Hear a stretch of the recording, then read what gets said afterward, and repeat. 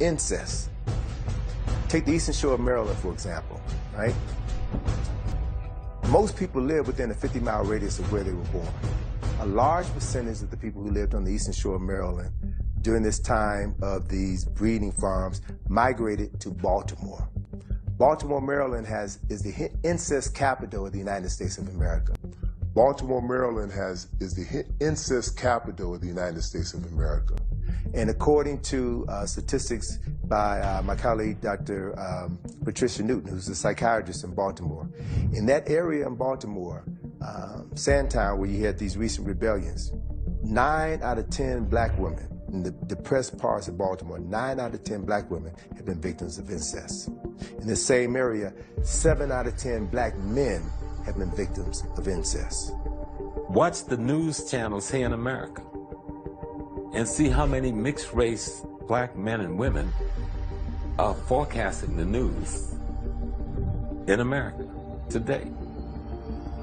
Don't miss it. Don't miss who's on the television screen talking to us. That black-skinned woman or man is peripherally there. This mulatto, who I don't blame for their condition, but if you accept that role in society, then you got to take responsibility for what comes from it. You saw in the movie Precious, right? Monique won an Oscar for her role in Precious. Incest, she had sexual relationships with her own daughter, right? Her daughter was sexually molested by her father in the movie. When Monique was on the Oprah Winfrey Show talking about that film, she talked about the fact that what helped to prepare for that role was her thinking about how she was sexually molested by her own brother, right? Oprah had Monique's brother on her show and asked him point blank, did you know what you were doing when you sexually molested your own sister? And he said, well, I was sexually molested by my uncle ever since I was a little boy. I thought this was natural. Everybody did it.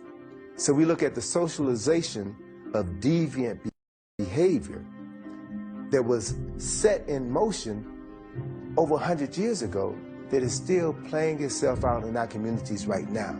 So until we can understand our history, until we can understand the pain that we're still going through, the mental anguish that we're still going through, and begin to realize how that shapes our thinking, our speech, and our actions today, we'll never be able to heal ourselves or effectively deal with the problems that we still have in our communities.